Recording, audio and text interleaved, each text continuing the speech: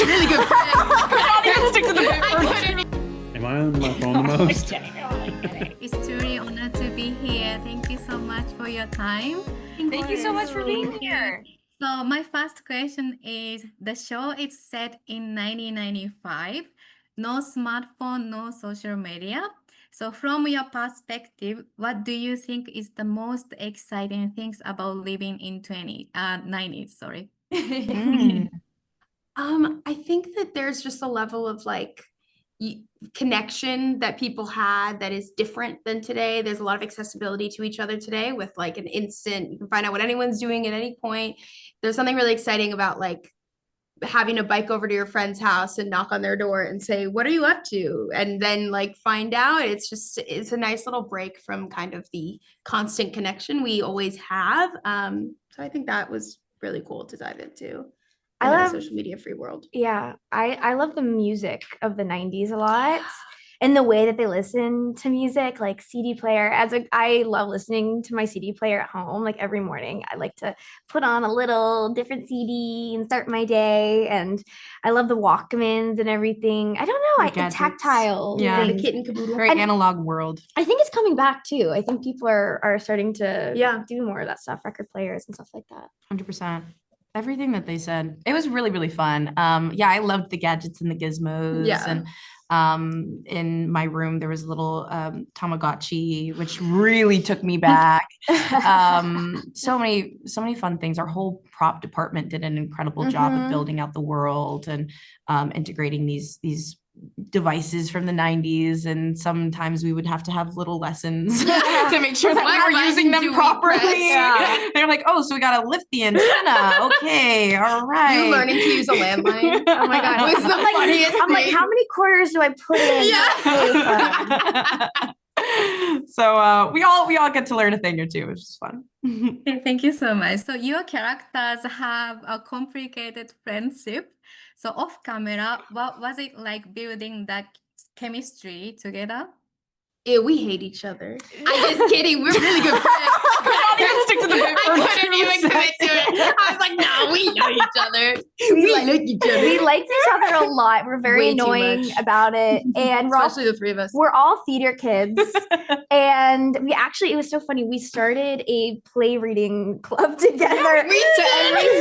For season 1. So every Sunday we would we're reading this play this week. And we'd all assign characters. It and was so fun. It was so fun. I want to do it again. We are should do it the again. most wholesome cast, and it's very Yes. funny for us because Yes. we meet other YA casts and they're like, yeah, we went out, we had a good time. They're like, what'd you do this weekend? We're like, we read read Shakespeare. We colored in the park. Oh my gosh, and we I brought my played markers. mahjong. Yeah, we have a mahjong Yes. club. We color in the park. We This play is- spike ball. Yeah, this is all to say we're not cool in any capacity. We're not a cool but cast. we think we're but cool. we have fun together. When we first started filming, they had put me in a different hotel than everyone. They're like, you need to focus and make sure you don't go out. And I'm like, no, you don't understand. We're lame. We just How I think you were in that place for 3 days. Yeah. Yeah, Before and it was we done. moved her in with us. Yeah. We were like, It was what are over. you doing over there? Yeah. Come here.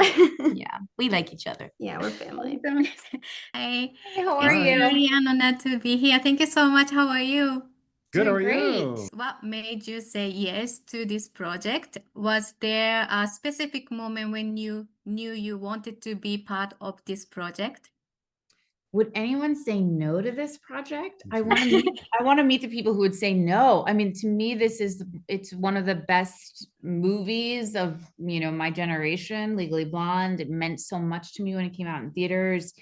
There's real statistics around the number of young women who went to law school after seeing this movie. I mean, it was just so important. And what Reese did with that character is just so iconic that I knew the director of the pilot, the first 2 episodes I had worked with him before, Jason Moore. And so he had texted me saying, hey, there's this part in the show and I'd love you to meet with Lexi. She's already been cast, and read the episodes. And I read all 8 episodes in one sitting, like a true psychopath. And I was in love with the show, my character. And so I didn't know I could say no.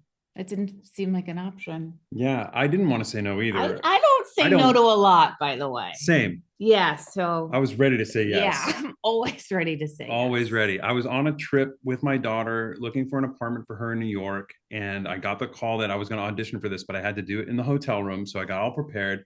And she is such a big fan of the movie. So she was kind of like, don't screw this up. Yeah, So there that's was a lot of added pressure. There was added pressure. And then I got to read with June, who I had met once before and always loved. And so I was excited. And Jason Moore, as you said, the director, was there. It was great. I was so excited. I also didn't think I got it. I also closed my laptop after the Zoom audition and said, well, Wow. not getting that one. Interesting. And I thought I got it. yeah, you Well, they were also not auditioning anyone else, so I actually did. you had it from the moment they asked you. But so very glad that I could be there with my daughter and say, hey, I got the job. And then we got to That's celebrate. special. Yeah. The show is set in 1995, such a vivid era.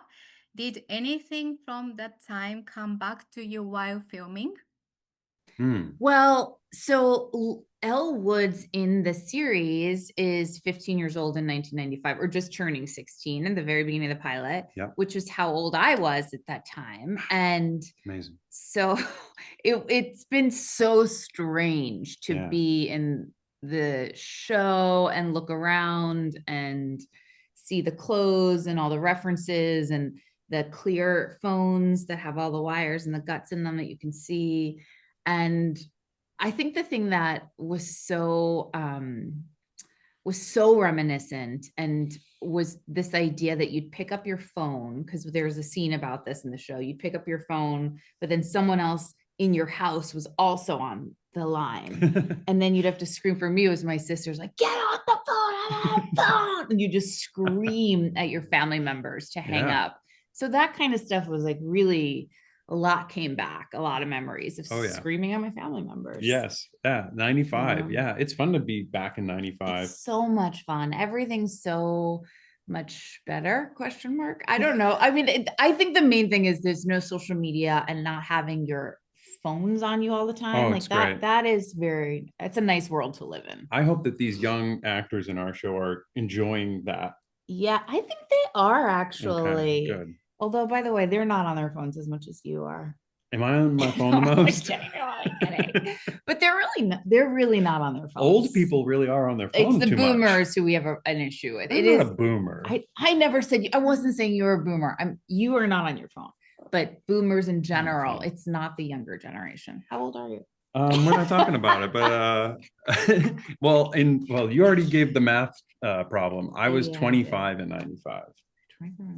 And also I'm playing, but I'm playing a dad. I'm playing an adult that lived in 1995 as an adult. So it's different. Like I'm having a different. That's true. Yeah, a different experience of it. Right. But I love the cars and the clothes and the phones and and the music is great. Yeah, all of it. It's a fun world to live in.